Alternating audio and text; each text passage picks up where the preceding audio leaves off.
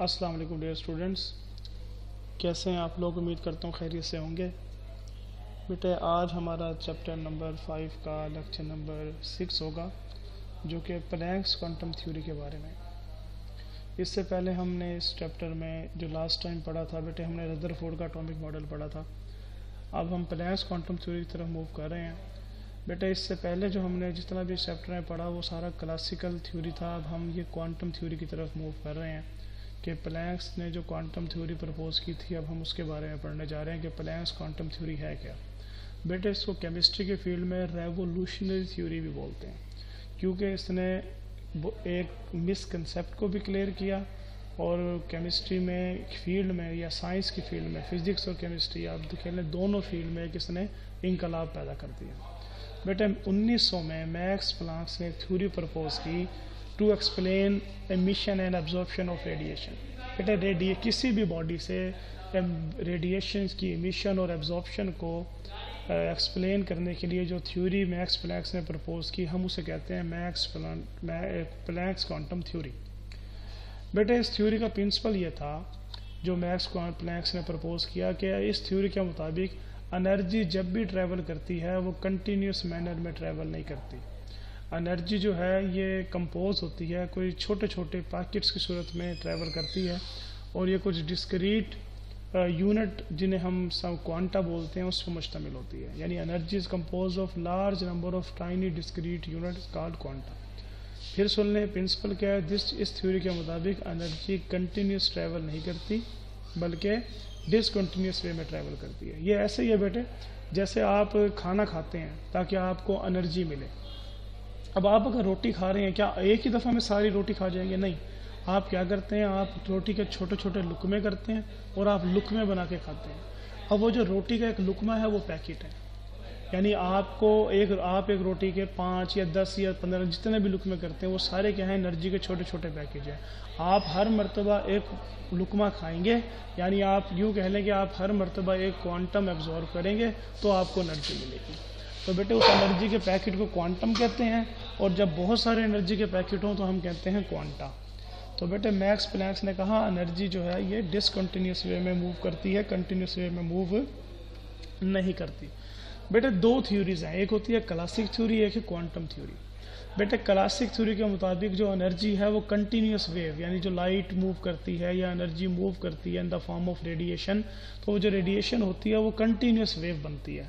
लेकिन quantum theory के मुताबिक कंटिन्यूस वेव नहीं बनती। तो मैक्स प्लैंक ने इसी कंसेप्ट को क्लियर किया कि कंटिन्यूस वेव जो वेव ट्रैवल करती है या एनर्जी ट्रैवल करती है in the form of wave, ये कंटिन्यूस वेव मैनर में नहीं करती, ये एक स्मॉल पैकेज यानी डिसकंटिन्यूस मैनर में करती है।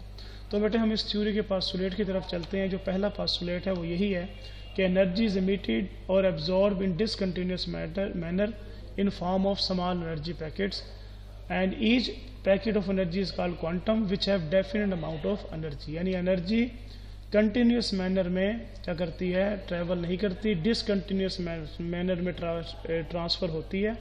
और डिसकंटिन्यूस मैनर में जो ट्रांसफ़र होती है तो in the form of small energy packets, और उस एनर्जी पैकेट को बेटे क्वांटम बोलते हैं, और जब बहुत सारे एनर्जी पैकेट हो हम उनको क्वांटा बोलते हैं। और हर एनर्जी पैकेट के साथ कुछ ना कुछ एनर्जी की अमाउंट एसोसिएट होती है। जैसे आप कभी रोटी का बड़ा लुकमा तोड़ लेंगे, कभी छोटा लुकमा तोड़ लेंगे, तो जो बड़ा लुकमा होगा यकीनन उसके साथ एनर्जी तो ज़्यादा होगी, और जो छोटा होगा उसके साथ एनर्जी बेटे क्या होगी, कम एसोसिएट होगी।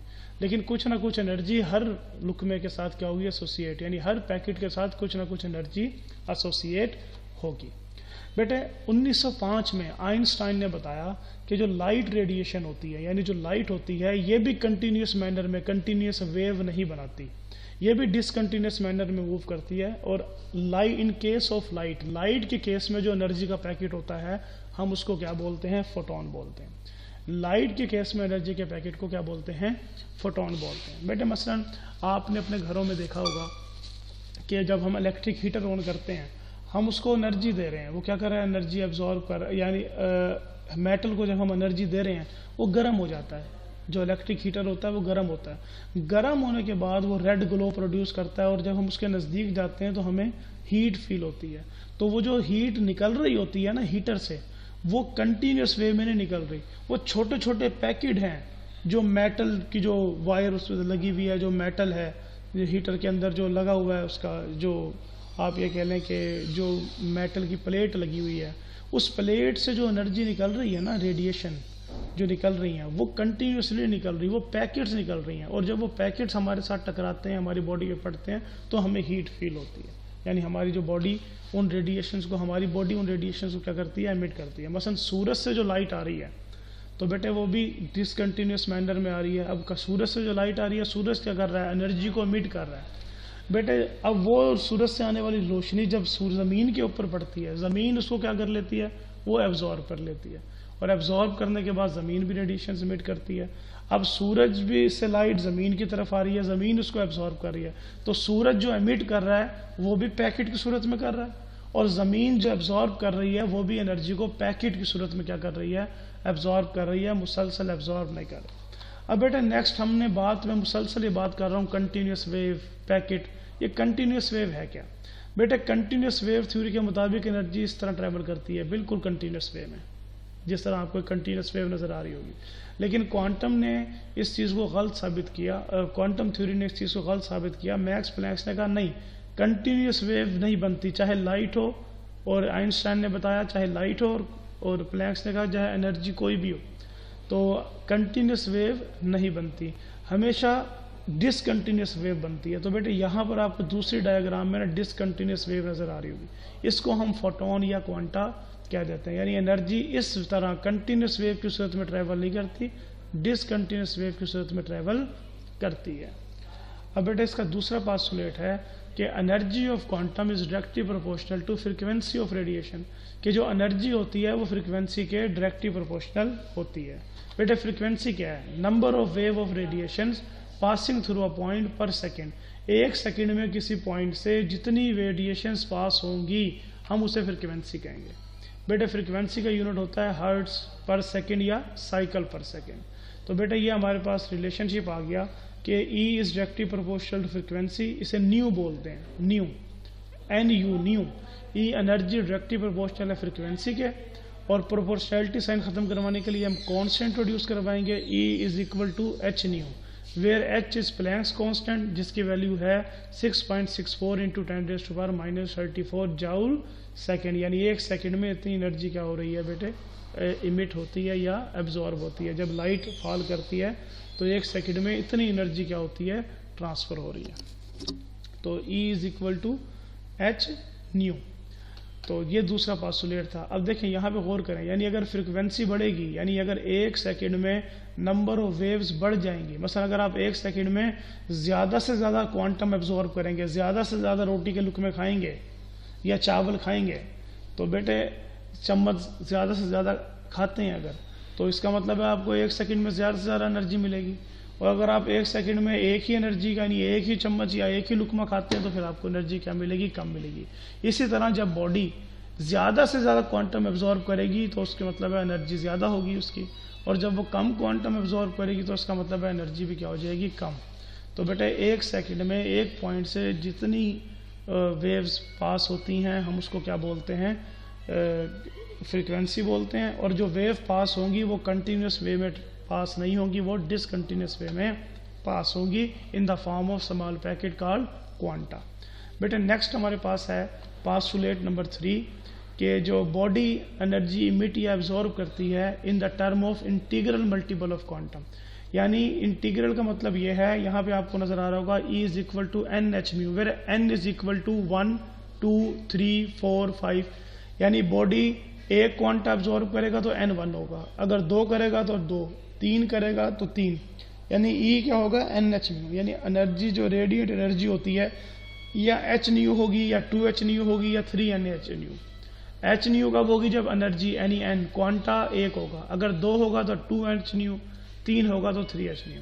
कभी भी एनर्जी फ्रैक्शन की सूरत में नहीं होती, यानी 1.5H न्यू या 2.5 ये नहीं होगा, या कोई भी फ्रैक्शनल वैल्यू नहीं होगी। यानी एनर्जी या क्वांटम एनर्जी जब भी इमिट या एब्जॉर्ब होगी वो एक होल नंबर इंटीग्रल मल्टीपल की सूरत में होगी। तो हमारे पास एक रिलेशन है E is equal to NH nu, where N is 1 2 3 4 5 up to so on. बेटा अब यहाँ पे एक प्रूफ आ जाता है, proof that E is equal to NH nu या E is equal to H nu. तो बेटे इस प्रूफ की तरफ चलते हैं। हमारे पास जो प्रूफ है वो है फ्रीक्वेंसी ऑफ रेडिएशन, हमने पढ़ा is inversely proportional to wavelength. बेटा जो फ्रीक्वेंसी होती है वो वेवलेंथ के इन्वर्सली प्रोपोर्शनल होती है। इसी तरह बेटे यहाँ पर जब प्रोपोर्शनैलिटी साइन ख़त्म करवाएंगे तो ये mu is equal to c over lambda, where c is speed of light.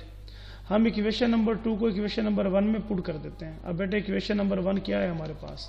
बेटे इक्वेशन नंबर 1 हमारे पास है ये E is equal to H new.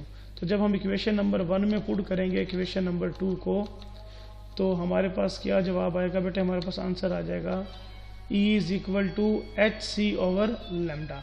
अब बेटे H क्या है? Planck's constant. C क्या है? Speed of light.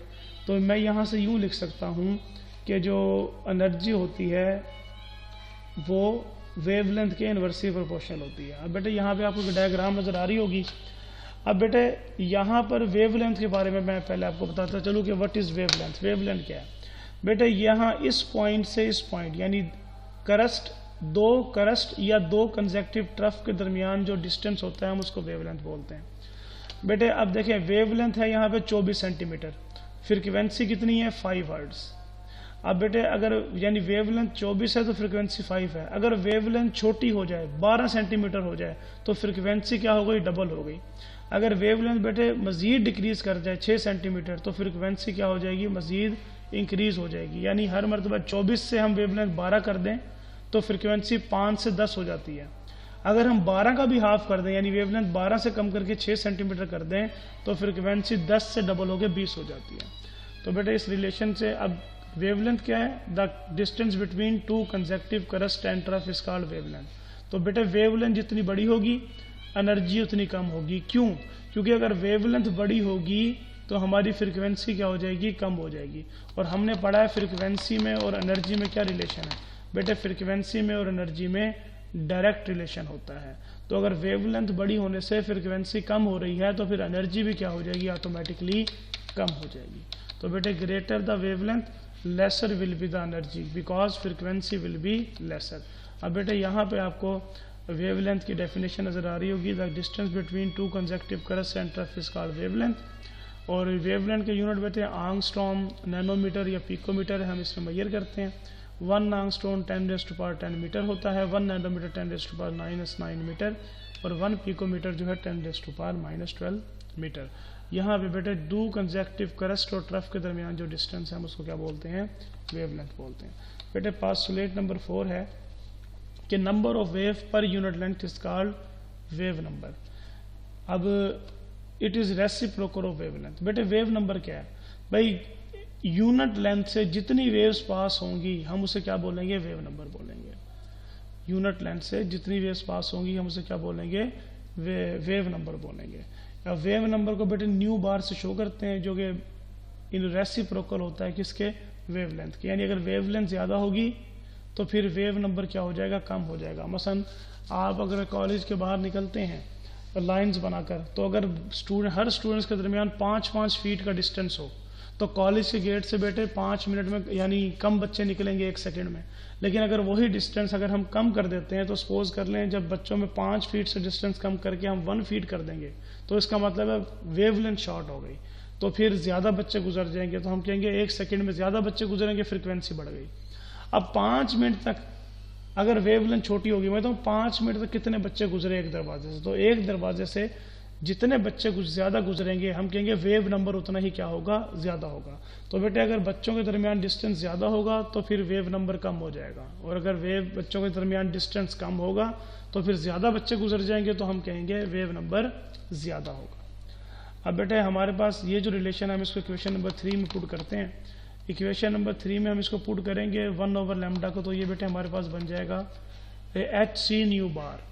HC new बार। तो बेटे एक छोटी सी गलती हो गई है, वो थोड़ी सी प्रिंट मिस्टेक है। यहाँ पे NH न्यू नहीं आना, यहाँ पे HC न्यू आना है। E is equal to HC nu. अब बेटे यहाँ पर अगर आप गौर करें तो H प्लैंक्स कांस्टेंट है, C स्पीड ऑफ लाइट है। तो ये कांस्टेंट जब मैं रिमूव करवाऊंगा तो हमारे पास क्या जवाब आ जाएगा? जवाब आ जाएगा E is directly proportional to nu bar. यानी जो एनर्जी है वो वेव नंबर के डायरेक्टली प्रोपोर्शनल होगी, यानी जितनी ज़्यादा वेव्स पास करेंगी एनर्जी उतनी ही क्या होगी, ज़्यादा होगी। तो बेटे यहाँ से मैंने कंक्लूजन क्या निकाला, ये इक्वेशन मुझे बताती है कि एनर्जी डायरेक्टली प्रोपोर्शनल होती है किसके, वेव नंबर के। मैंने कंक्लूजन निकाला कि एनर्जी जो एमिट होती है वो in the form of quantum होती है, एनर्जी डायरेक्टली प्रोपोर्शनल होती है फ्रीक्वेंसी के, लेकिन इन्वर्सली प्रोपोर्शनल होती है किसके, but inversely proportional to wavelength. Wavelength यहाँ पे इन्वर्सली प्रोपोर्शनल टू वेवलेंथ, बेटे टू वेवलेंथ, वेवलेंथ के इन्वर्सली प्रोपोर्शनल होती है, इन्वर्सली प्रोपोर्शनल टू वेवलेंथ। बेटे वेवलेंथ का सिंबल लैम्डा होता है, इसलिए मैं lambda, inversely proportional to lambda, यानी वेवलेंथ के इन्वर्सली प्रोपोर्शनल होती है। आप यूँ भी कह सकते हैं energy directly proportional to frequency and wave number but inversely proportional to lambda. तो उम्मीद है बेटे आपको समझ में आया होगा। कल इंशाल्लाह हम जूम में इसको डिस्कस करेंगे दोबारा। शुक्रिया, अल्लाह हाफिज़।